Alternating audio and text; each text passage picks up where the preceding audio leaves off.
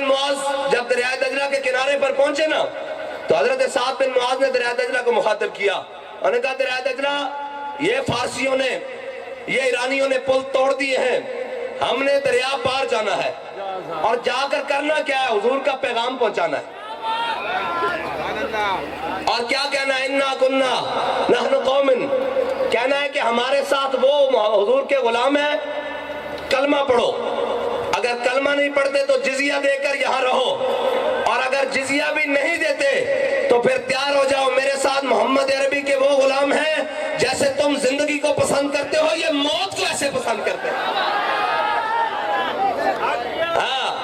اور جو جن کی سیاست بوٹ کے تلوے سے جناب ٹخنے تک اور ٹخنے سے پھر تلوے تک جاتی ہو، وہ ہمارے ساتھ بات کرتے ہیں، وہ ہماری جماعت پر بات کرتے ہیں، اور ہم نے تو کہا ہے زندگی ایک سوال ہے، موت اس کا جواب ہے، موت ایک سوال ہے جس کا جواب لبیک والے ہیں۔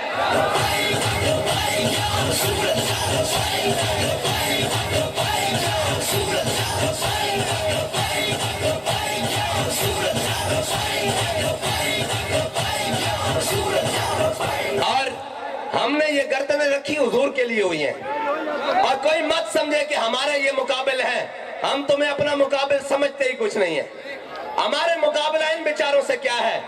یہ تو جناب وہ کیا کہتے ہیں، اقبال کہتا ہے قوم کیا چیز ہے، قوموں کی امامت کیا ہے، اس کو کیا سمجھے یہ بیچارے 2 رکعت کے امام۔ بات کہتا ہے جنہوں نے جناب جمعے والے دن 2 رکعتاں پڑھنی ہون تے عید دی 2 رکعتاں پڑھنی ہون، وہ ساڑھے نال آ کے گل کرن کے جناب ہم ایسے، آپ کی حیثیت ہی نہیں ہے، آپ ہمارے مقابل ہی نہیں ہے۔ ہمارا مقابلہ کفر سے ہے، ہمارا مقابلہ اسرائیل سے ہے، ہمارا مقابلہ امریکہ سے ہے، اور ہمارا مقابلہ حضور کے گستاخوں سے ہے، ہمارا مقابلہ اسلام کے دشمنوں سے ہے۔ اور اقبال مقابلہ ہوگا کیسا؟ اقبال کہتا ہے میں تجھ کو بتاتا ہوں تقدیر امم کیا ہے۔ بات کہتا ہے انہوں کو نہ پوچھی جڑے 150 جناب 50 روپے دے سٹامپ تے، جڑے 50 روپے دے سٹامپ تے لندن بریکہ لگن، انہیں کو اسی پوچھنا نہیں۔ اقبال کہتا میں تجھ کو بتاتا ہوں تقدیر امم کیا ہے، شمشیر و سنا والطاؤس و رباب آخر۔ ہم جانتے ہیں یہ ساری باتیں، لہذا ہمارے ساتھ نہیں، حضور کے غلاموں کے ساتھ۔ حضور کے غلام تو یہاں بیٹھے ہوئے کہہ رہے ہیں خیبر خیبر یا یہود، خیبر خیبر یا یہود۔ اگر تحریک لبیک سے پاکستان میں کسی کو مسئلہ ہے، یہ میں آپ کو بڑے پتے کی بات بتانے لگا ہوں، ہمارے مقابل کوئی سیاسی جماعتیں نہیں، ان کا ماٹو ہی اور ہے، اور کہتے ہیں نا ان کا نعرہ ہے، ہمارا نعرہ ہے پاکستان کا مطلب کیا، پاکستان کا مطلب کیا، جس کو آتا ہے بولے۔ ہمارا نعرہ کیا ہے جی؟ پاکستان کا مطلب کیا، اور ان کا نعرہ ہے پاکستان کا مطلب کیا، جتھو لبے کھا دیا، جو منہ میں آئے بکے جا، یہ ان کے نعرے ہیں۔ ہمارا ان سے کیا مقابلہ ہے؟ ایک کھا کر جاتا ہے، دوسرا آ جاتا ہے، دوسرا کھا کر جاتا ہے، تیسرا آ جاتا ہے، ہمارا ان سے مقابلہ ہی نہیں۔ لیکن ایک بات ہے، وہ پاکستان کا کوئی ادارہ ہو، وہ پاکستان کی اسٹیبلشمنٹ ہو، وہ پاکستان کی بیوروکریسی ہو، وہ پاکستان کی سیاسی قیادت ہو، سیاسی جماعتیں ہوں، ہم یہاں سے بات کر رہے ہیں یہودیوں کے خلاف، ہم یہاں بات کر رہے ہیں اسرائیل کے خلاف، اور ہم یہاں یہ کہہ رہے ہیں کہ خیبر کو یاد کرو یہودیوں، جب سعد بن معاذ نے تمہارا فیصلہ کیا تھا، خیبر کو یاد کرو یہودیوں، جب حضور کے غلام اپنے آقا مولا کی قیادت میں جا کر خیبر کے قلعے ہلا دیے تھے، خیبر کو یاد کرو جب تمہارے مرحب کو ذوالفقار کی تلوار سے کاٹ کے رکھ دیا تھا، خیبر کو یاد کرو، اور حضور کے غلاموں کا لشکر تمہارے سروں پر آ پہنچ رہا ہے۔ تو اگر کسی کو یہاں تحریک لبیک سے مسئلہ ہو رہا ہے تو وہ کنفرم یہودیوں کا یہاں نمائندہ ہے۔ اگر تحریک لبیک کے مشن سے، منشور سے کسی کو پاکستان میں مسئلہ ہے، پنجابی کیا کرا بھائی جنوں میں تحریک لبیک دی کوئی پیڑ ہے، کسے قسم دی، کسے حال جناب، کسے قسم دی کوئی تکلیف، کوئی درد، کوئی پیڑ، کوئی جناب اس دی پھکی کوئی ہے کہ وہ جناب انہوں دا نمائندہ، کیونکہ اسی دا کفر دے خلاف گل کر رہے ہیں۔ ساڑھے مقابل ہے ہی نہیں، تہاڈی حیثیت کی ہے. ہاں یہ بازو میرے آزمائے ہوئے، تہاڈے نال ساڈی گل ہے ہی نہیں، اور ساڈی گل ہے تو کفر نال ہے. اور ساڑھے نہ تو جناب جب تحریک لبیک کے اوپر کریک ڈاؤن ہوا، اس کے بعد یورپی یونین کے نمائندوں نے، امریکی نمائندوں نے، ویٹو پاور کے تمام ممالک کے نمائندوں نے، ہمارے پاکستانی غلام جو کبھی چائنا کے آگے لیٹتے ہیں، کبھی عالمی بینک کے آگے لیٹتے ہیں، کبھی IMF کے آگے لیٹتے ہیں، ان تمام حکومتی نمائندوں کو بلا لیا.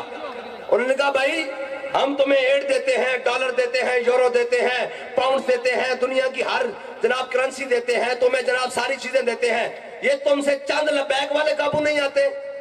تو انہوں نے کہا جناب ہم ان کو بڑا قابو کرتے ہیں، ہم ان کو گرفتار کر کے جیلوں میں ڈالتے ہیں، ان کے اوپر جناب دہشت گردی کی FIR کاٹ کے ان کو تھانوں میں بند کرتے ہیں، ان کے اوپر جناب فلاں کر کے ہم ان کو جناب جیلوں میں لے جاتے ہیں، پھر ان کو فورس شیڈول لگا دیتے ہیں، پھر ان کو قلعدم کر دیتے ہیں، پھر جناب ان کے اوپر گولیاں چلاتے ہیں، پھر شیل چلاتے ہیں، پھر تیزاب پھینکتے ہیں، پھر ان کے آگے کنٹینر کھڑے کرتے ہیں، پھر ان کے رستے بند کرتے ہیں، پھر ان کے گھروں پہ چھاپے مارتے ہیں، پھر ہیلی کاپٹر سے ان کے اوپر گولیاں برساتے ہیں. انہوں نے کہا پھر یہ قابو کیوں نہیں آتے؟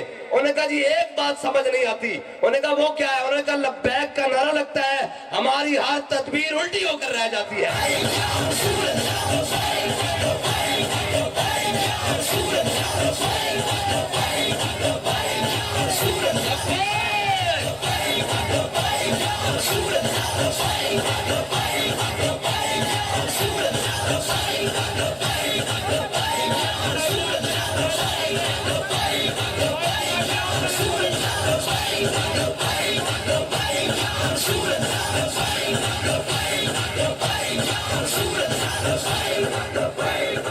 اور یہ تاریخ ہماری آج کی نہیں ہے، یہ تاریخ ہماری سلسلہ وار چل رہی ہے.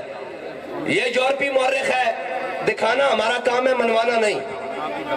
یہ تاریخ لکھی ہے اس نے صلاح الدین ایوبی کے اوپر کتاب لکھی ہے، بڑا متعصب مورخ ہے ہیرلیم، اس نے لکھی ہے کتاب. اس نے کہا صلاح الدین ایوبی کبھی بھی تعداد میں، کبھی بھی اسلحہ میں، کبھی بھی رسد میں، کبھی بھی ریزرو میں، کبھی بھی جناب اسلحہ خانے میں، کبھی بھی تعداد میں، کبھی بھی فوج میں، کبھی بھی سپاہیوں میں، کبھی بھی کمانڈروں میں، کبھی بھی رسد میں، کھانے پینے کی اشیاء میں، کبھی بھی صلاح الدین ایوبی ہم سے زیادہ نہیں ہوا، کبھی بھی اس کی تعداد ہم سے زیادہ نہیں ہوئی. تو انہوں نے کہا پھر آپ اس کو شکست کیوں نہیں دے سکے؟